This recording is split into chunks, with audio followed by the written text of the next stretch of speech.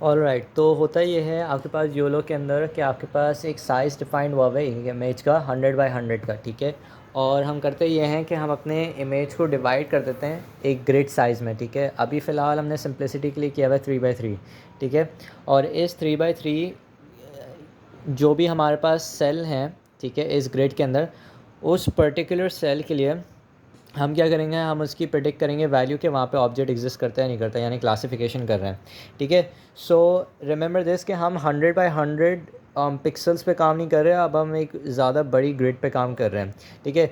तो होता ही है कि तो हम हमारी जो बी एक्स और बी वाई जो वैल्यूज़ हैं, अगेन वही बॉक्स प्रिडिक्शन वाली कि वो आपकी वैल्यूज़ हैं, क्या कहते हैं, अच्छा, यहाँ पर वैल्यूज़ जो होती हैं वो होती हैं 0,0 होती है यहाँ पर, और 1,1 यहाँ पर होती है, ठीक है। तो तुम्हारी बी एक्स और बी वाई की जो वैल्यूज़ होंगी, जो सेंटर पॉइंट है ऑब्जेक्ट का, that will be always be lesser than 0, because वो sorry lesser than equals lesser than 1 होगा, बिकॉज हमारी वैल्यू जो है वो इसी बॉक्स में लाई करेगी, ठीक है। एंड तुम्हारी जो विथ एंड हाइट है बाउंडिंग बॉक्स की, that can be greater than 1। Why? Because तुम्हारे पास ये जो है, ये ऑब्जेक्ट अगर बड़ी सेल से बाहर निकल रहा है तो उसको केटर करना चाहिए, ठीक है। Now the way how we apply this this algorithm is कि हम अपनी इमेज लेते हैं 100 बाई 100 टाइम्स जितने भी चैनल्स थे, उस पर कॉन्वोल्यूशंस लगाते हैं, मैक्स पूल लगाते हैं, ऐसे कुछ कैलकुलेशंस करते हैं जिससे हमारे पास आ जाए एक 3 बाई 3 बाई 8 का एक इमेज आ जाए हमारे पास, ठीक है, आउटपुट फीचर मैप आ जाए। तो ये जो आउटपुट फीचर मैप है, ठीक है, अब 3 बाई 3 क्यों है, क्योंकि 3 बाई 3 का ग्रिड था, तो ये होना चाहिए 3 बाई 3। एंड 8 इसलिए क्योंकि हमारे पास 8 आउटपुट्स हैं, ठीक है, यहाँ पर। अच्छा, also note that this algorithm runs only once, ठीक है। दैट इज़ कि अगर बैक प्रोपगेशन लगेगी, क्योंकि ये प्रिडिक्ट कर रहा है वैल्यूज़, और ये वो करने की कोशिश करेगा कि प्रिडिक्टेड वैल्यूज़ कितनी क्लोज है हमारी इस वैल्यू से, तो ये मल्टीपल टाइम्स रन होगा, ठीक है, बैक प्रोपगेशन लगेगी। So which will be use to train Y predicted values according to Y values, ठीक है। अब आ जाते हैं कि मेजर प्रोज एंड कॉन्स क्या है। मेजर प्रोज एंड कॉन्स ये हैं कि अगर आप जो इससे पहले हमने अप्रोच देखी थी स्लाइडिंग विंडो की, तो स्लाइडिंग विंडो के अंदर आप मल्टीपल ऑब्जेक्ट्स डिटेक्ट नहीं कर सकते of different multiple objects detect नहीं कर सकते ऑफ डिफरेंट साइज़ वंस, ठीक है। कि आपने फॉर एग्ज़ाम्पल मेरे पास अभी एग्ज़ाम्पल नहीं है, लेकिन समझो कि यहाँ पर तुम्हारे पास एक ऑब्जेक्ट है, एक गाड़ी है, एक ऑब्जेक्ट, और एक बड़ी सी ऑब्जेक्ट यहाँ पर है। तो तुम मतलब एक ही गो में तुम ये नहीं डिटेक्ट कर सकते कि यहाँ पे भी वही ऑब्जेक्ट है और यहाँ पे भी वही ऑब्जेक्ट है, ठीक है। तो मल्टीपल ऑब्जेक्ट्स तुम डिटेक्ट नहीं कर सकते एक सिंगल गो में।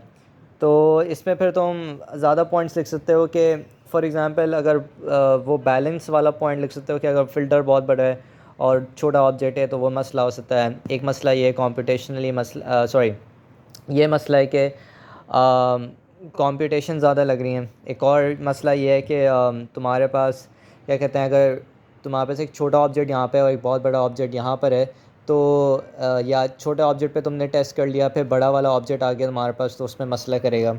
सो ये सारी चीज़ें हैं, ठीक है।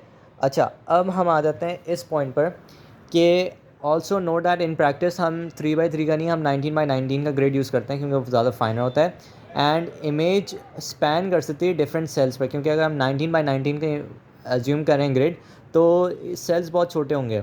तो होगा ये सीन कि फॉर एग्ज़ाम्पल कुछ ऑब्जेक्ट ऐसा बन रहा होगा, ठीक है, कि ऑब्जेक्ट यहाँ पर हो मल्टीपल सेल्स पे, तो इस पे कैसे प्रॉब्लम क्लासिफाई होगी, क्योंकि ये तो डिफरेंट जगहों पे आ रहा है। तो होता ये है कि हम जहाँ पर सेंटर पॉइंट लाई कर होता है उसको हम सेट करते हैं PC1, और बाकी वाले सेल्स को हम सेट कर देते हैं PC0, ठीक है। अच्छा, अब यहाँ पर एक मसला ये आता है कि जब हम ट्रेनिंग कर रहे हैं तो हमारी मशीन को नहीं पता है कि भाई ये ही सबसे बेस्ट मिडल पॉइंट है। मिडल पॉइंट यहाँ पे भी आ सकता है, मिडल पॉइंट यहाँ पे भी आ सकता है। एट मतलब मिडल पॉइंट यहाँ पर आएगा तो रफली it will say, for example अगर यहाँ पे बोल रहा है 100% प्रिडिक्शन भाई मेरी सही है कि यहीं पे ऑब्जेक्ट है और यहाँ पे मेरा इसका बाउंडिंग बॉक्स है। अगर मैंने थोड़ा सा साइड में किया, लेट्स अज्यूम मैंने यहाँ पे कर दिया अपना सेंटर, तो लेट्स अज्यूम कि मेरी प्रिडिक्शन आई कि मेरी PC की वैल्यू है 80%, आई एम सर्टेन कि मेरा ऑब्जेक्ट यहाँ पर है। सो हो ये रहा है कि आपके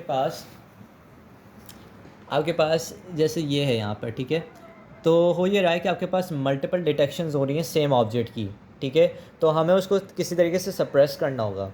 नाउ द थिंग इज़ कि हम इसके लिए एक ऑपरेशन यूज़ करते हैं। ऑपरेशन होता है हमारे पास इंटरसेक्शन ओवर यूनियन। अब इंटरसेक्शन ओवर यूनियन में क्या होता है, हमारे पास एक प्रेडिक्टेड बॉक्स होता है और हमारे पास एक एक्चुअल बॉक्स होता है। और इंटरसेक्शन ओवर यूनियन का मतलब ये है कि size of intersection divided by size of union कर दो, ठीक है। अच्छा, नॉन मैक्स सप्रेशन के अंदर होता ही है।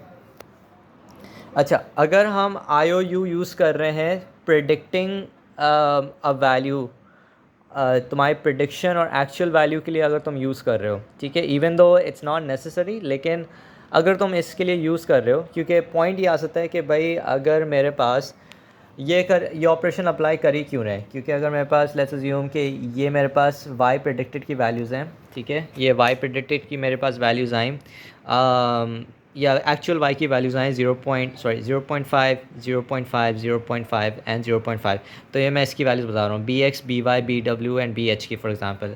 तो ये मैं कह रहा हूँ ये मेरे पास है वाई एक्चुअल वैल्यूज़, और मेरी वाई वैल्यूज़ जो आ रही हैं प्रेडिक्टेड वो आ रही हैं 0.3, 0.3, 0.3 एंड 0.3। तो टेक्निकली मैं ये बोलता हूँ कि जब मैं बैक प्रोपोगेशन कर रहा हूँ तो भाई इसकी वैल्यूज़ बढ़ा दो, क्योंकि ये लॉस इसके अंदर 0.2 का लॉस आ रहा है। Why do we need to apply this?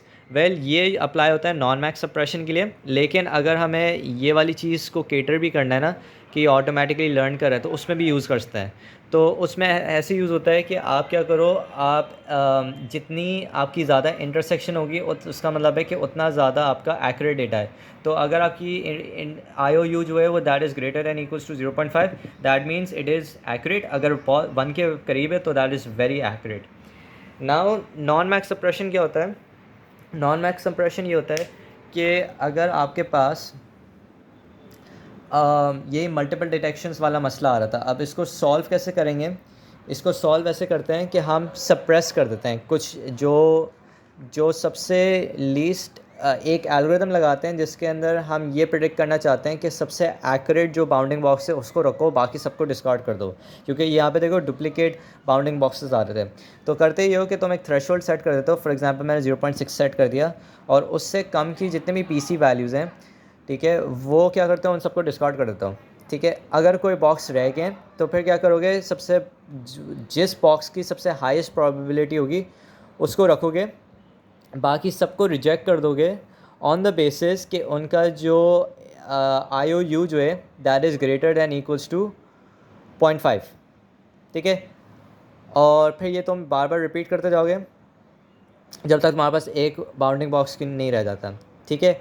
Now यहाँ पे हम ग्रेटर दैन इक्वल्स टू 0.5 पर डिस्कार्ड क्यों कर रहे हैं और वहाँ पर हम एक्सेप्ट कर रहे थे, क्योंकि प्रॉब्लम्स डिफरेंट हैं।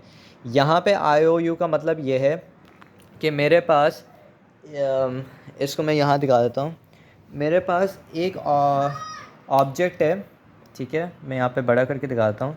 मेरे पास एक ऑब्जेक्ट है जिसका बाउंडिंग बॉक्स जो है वो ये है, और एक और ऑब्जेक्ट है जिसका बाउंडिंग बॉक्स जो है वो ये है, ठीक है, और एक और बाउंडिंग बॉक्स है जिसका ऑब्जेक्ट ये, ठीक है।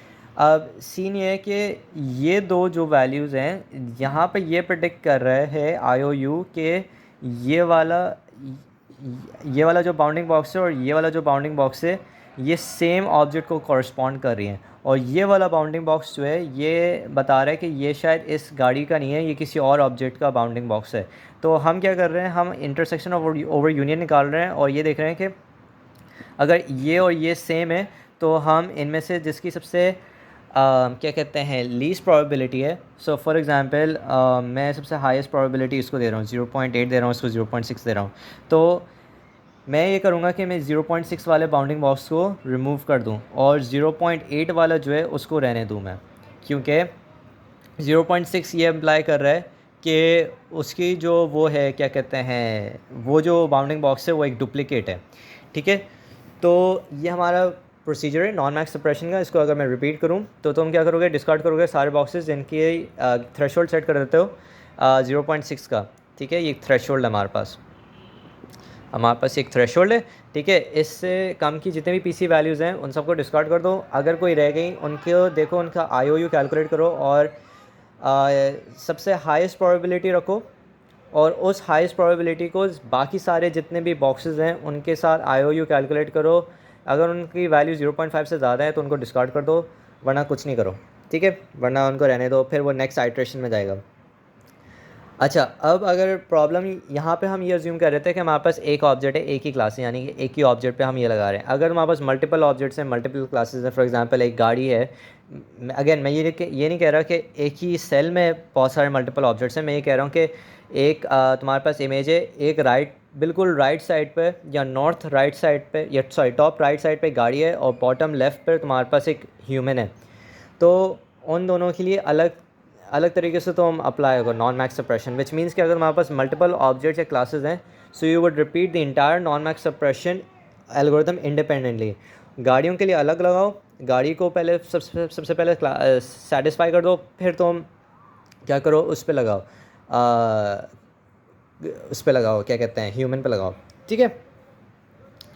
अच्छा, फिर आ जाता है एंकर बॉक्स। एंकर बॉक्स क्या होता है भाई? एंकर बॉक्स ये होता है कि तुम पहले से ही डिसाइड कर लेते हो, एक शेप डिसाइड कर लेते हो कि गाड़ी का शेप क्या है, ठीक है, और एक पर्सन का शेप क्या है, क्योंकि एक जैसे पर्सन का शेप जो होगा उसकी हाइट ज़्यादा होगी और विड्थ जो होगी कम होगी, as compare to a car जिसकी विड्थ ज़्यादा होगी और हाइट छोटी होगी। तो ये तुमने पहले से ना सेट कर दिया बाउंडिंग बॉक्सेस के टाइप, मतलब बाउंडिंग बॉक्स नहीं होता है, मतलब ये शेप तुमने पहले से डिसाइड कर दिया, तुमने इनको लेबल कर दिया है। तो फ़र्क ये है कि एंकर बॉक्स जो है इट सम प्रिज्यूम शेप जो हमने लेबल कर दिया पहले से अबाउट द ऑब्जेक्ट, जिसको हम कर रहे हैं विड्थ स्लैश हाइट के नाम से, क्योंकि ये विड्थ और हाइट है। ये डिटेक्ट करता है मल्टीपल ऑब्जेक्ट्स विद इन अगर दो ओवरलैप ऑब्जेक्ट्स आ रहे हैं ना, जैसे एक ह्यूमन और एक गाड़ी है, तो ये एंकर बॉक्स वहाँ पे काम आता है। और बाउंडिंग बॉक्स सिर्फ एक ऑब्जेक्ट को डिटेक्ट करने के लिए होता है इन अ सेल, कि वो उसका साइज़ क्या है और उसकी लोकेशन क्या है। एंकर बॉक्स को मैं और डिटेल में बताता हूँ।